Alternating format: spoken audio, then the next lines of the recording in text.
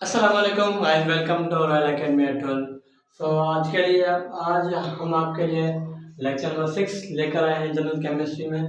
General chemistry में आज जो हम पढ़ेंगे वो है एटॉमिक नंबर और एटॉमिक मास के बारे में हम पूरी डिटेल में पढ़ेंगे। सबसे पहले स्टार्ट करते हैं एटॉमिक नंबर। एटॉमिक नंबर हम किसे कहते हैं कि number of proton present in the nucleus, के जितने भी नंबर ऑफ प्रोटॉन होंगे उस किसी भी एटम के न्यूक्लियस में उसे हम एटॉमिक नंबर कहते हैं। और एटॉमिक मास कैसे कहते हैं? एटॉमिक मास कहते हैं the sum of the number of proton, number of neutron and proton, के हम सम करें न्यूट्रॉन और प्रोटॉन को और जो भी हमें आंसर मिले वो उसका एटॉमिक मास है। हम एटॉमिक मास को ए से रिप्रेजेंट करते हैं और एटॉमिक नंबर को जेड से रिप्रेजेंट करते हैं। अच्छा, हम एटॉमिक मास को क्या कहते हैं? यह डेफिनेशन मैथमेटिकल डेफिनेशन भी मैंने लिखी कि atomic mass is the sum of number of neutron and number of proton. सही, हम ऐसे भी कह सकते हैं कि atomic mass is the sum, लिखा है z into z plus n। z मतलब हो गया एटॉमिक नंबर। एटॉमिक नंबर क्या होता है? प्रोटॉन, जितने प्रोटॉन होंगे, यहाँ पे प्रोटॉन लिखूं या z लिखूं या एटॉमिक नंबर लिखूं, बात एक ही है। और यहाँ पर न्यूट्रॉन। अच्छा, इन एटम न्यूट्रल एटम में जो है ना वो न्यूट्रल एटम जो है वो उसमें जो है नंबर ऑफ इलेक्ट्रॉन और प्रोटॉन जो होते हैं वो सेम होते हैं, जबकि न्यूट्रॉन जो है वो ऊपर या नीचे हो सकते हैं, बल्कि जो है इलेक्ट्रॉन और प्रोटॉन वो है वो सेम तादाद में होते हैं। अच्छा, हम अगर बात करें लिथियम की, मैंने यहाँ पर लिखी है कि एटम को या किसी भी एलिमेंट को सिंबल के तरीके से लिखा जाता है ऐसे, उसके ऊपर जो लिखा हुआ होता है वो एटॉमिक मास होता है और जबकि जो नीचे लिखा हुआ होता है वो एटॉमिक नंबर होता है।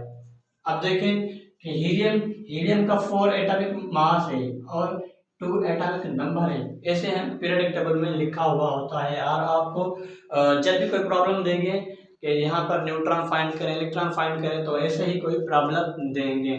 तो चलें लिथियम के बारे में कुछ देखते हैं कि लिथियम में कितने इलेक्ट्रॉन, कितने प्रोटॉन, कितने न्यूट्रॉन हैं, वो आपको निकालना सिखाता हूँ। कि लिथियम जो है वो 7 3 है। अब चलें इसका एटॉमिक मास, एटॉमिक नंबर जो है वो कितना है? एटॉमिक नंबर जो है वो 3 है। और एटॉमिक मास जो है वो कितना है? एटॉमिक मास जो है वो 7 है।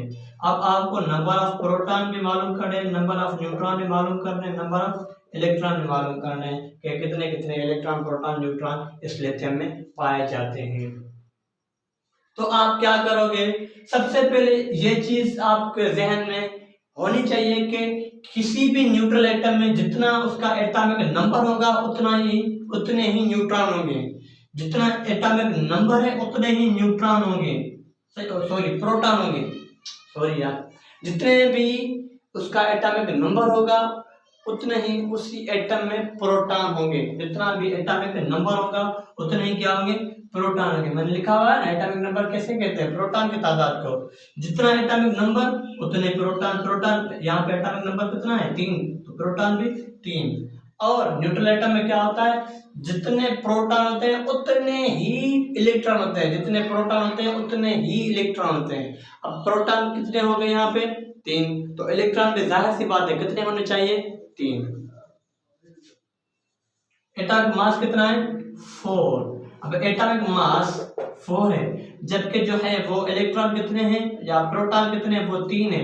अब कौन सा नंबर ऐड करें कि इसका जवाब 7 आए? तो 4 नंबर ऐड करेंगे तो इसका आंसर क्या आएगा? 7 आएगा। यानी कि एटॉमिक मास इसका कितना होगा? वो 7 होगा। तो यहाँ पर न्यूट्रॉन कितना तादाद हुआ? 4। अच्छा, चलें आगे बढ़ते हैं, नियॉन के फाइंड करते हैं। नियॉन 2010। चलें इसका एटॉमिक मास जो, एटॉमिक नंबर जो है वो 10 है, एटॉमिक मास जो है वो 20 है। अब प्रोटॉन, न्यूट्रॉन एंड इलेक्ट्रॉन कितने होंगे? जितना एटॉमिक नंबर उतने ही प्रोटॉन। कितने प्रोटॉन? 10 प्रोटॉन।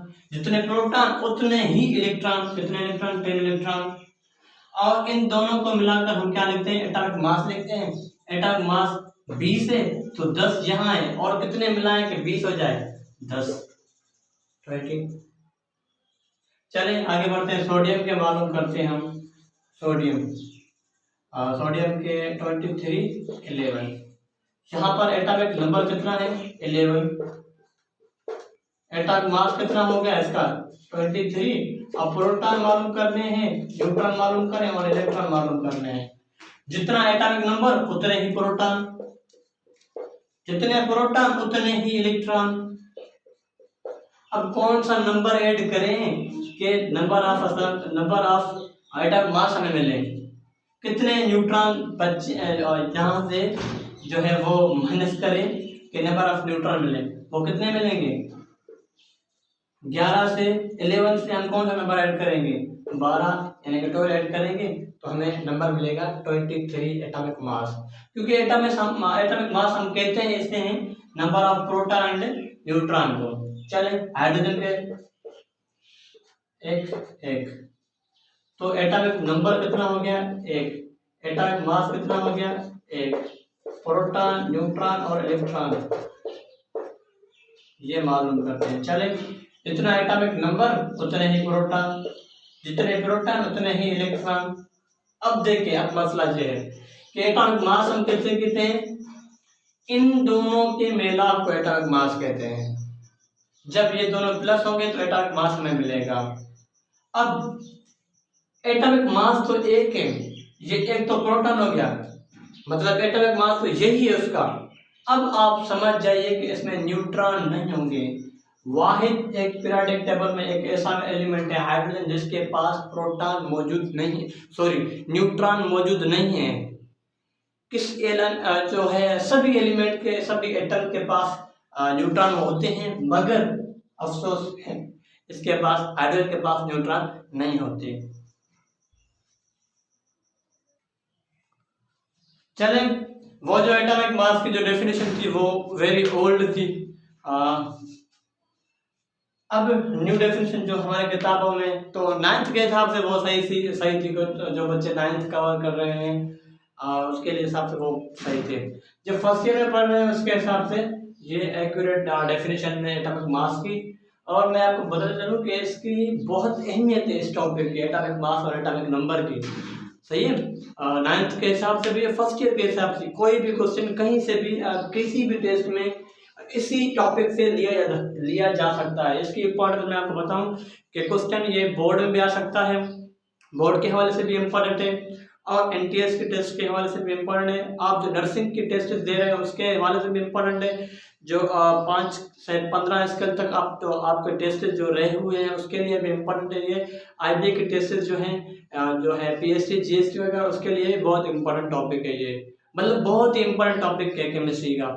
तो चलें एटॉमिक मास हम कैसे कहते हैं कि न्यू जो डेफिनेशन के मुताबिक एटॉमिक मास हम कहते हैं कि mass of an atom of an element is compared with the 1/12 part of carbon 12, 1/12 part of carbon 12 के कार्बन के बहुत से आइसोटॉप्स हैं। आइसोटॉप्स क्या होते हैं वो आपको मैं नेक्स्ट लेक्चर में इंशाल्लाह पढ़ाऊंगा कि कार्बन 12 वही आइसोटॉप उसका 12th पार्ट, उसके 12th पार्ट को हम किसी भी एलिमेंट से कंपेयर करें जो हमें मास मिले उसे हम एटॉमिक मास कहेंगे। चले इस डेफिनेशन को मैं आगे जो है वो इंशाल्लाह आपको समझाने की कोशिश करूंगा। सबसे पहले ये चीज भी क्लियर होनी चाहिए कि एटॉमिक मास का कोई भी यूनिट नहीं होता, बट हम जनरली इसे हम एक्सप्रेस करते हैं AMU में। ए पॉइंट एम पॉइंट यू, ये पॉइंट देने लाजमी होते हैं। ए मतलब एटॉमिक, ए मतलब मास, यू मतलब यूनिट, एटॉमिक मास यूनिट। और चलिए अब टाइम आ गया इस डेफिनेशन का जो है वो जो जितनी भी कंफ्यूजन थी वो दूर करें कि mass of one atom of hydrogen was found to equal to the mass of 1/12 part of carbon. जो मास ऑफ हाइड्रोजन का जो मास जो है वो 1 है। वो कैसे मिला? वो ऐसे मिला कि 1 जो हाइड्रोजन का मास है वो बराबर है कार्बन के 12th मास के, कार्बन 12 के 1/12 पार्ट ऑफ कार्बन के वो बराबर है। एग्जाम्पल मैंने लिखा हुआ कि mass of hydrogen 1 AMU। Mass of hydrogen carbon के 1/12 पार्ट से कितना बड़ा या कितना छोटा है? बड़ा है छोटा नहीं, बिल्कुल बराबर है। चले, मास ऑफ कार्बन के जो है 1/12 पार्ट से कितना बड़ा है? 12 गुना बड़ा है, इसलिए 12। अच्छा, कार्बन ऑफ ऑक्सीजन जो मास ऑफ ऑक्सीजन, ऑक्सीजन जो है वो उसका जो है मास जो है कार्बन 12 पार्ट के 16 गुने बड़ा है, इसलिए 16 AMU। Mass of sodium carbon 12 part के 23 टाइम्स बड़ा है, इसलिए 23 AMU। तो ये थी मुकम्मल डिस्कशन। आपको ये पॉइंट भी हमें याद रखना चाहिए कि मास ऑफ प्रोटॉन कितना है, मास ऑफ इलेक्ट्रॉन कितना है, मास ऑफ न्यूट्रॉन कितना है, AMU में याद होना चाहिए। तो आज का लेक्चर जो है वो यहीं पे ख़त्म होता है। जो व्यूअर्स हैं वो सब्सक्राइब करना ना भूलें। अस्सलाम वालेकुम, दुआ में याद।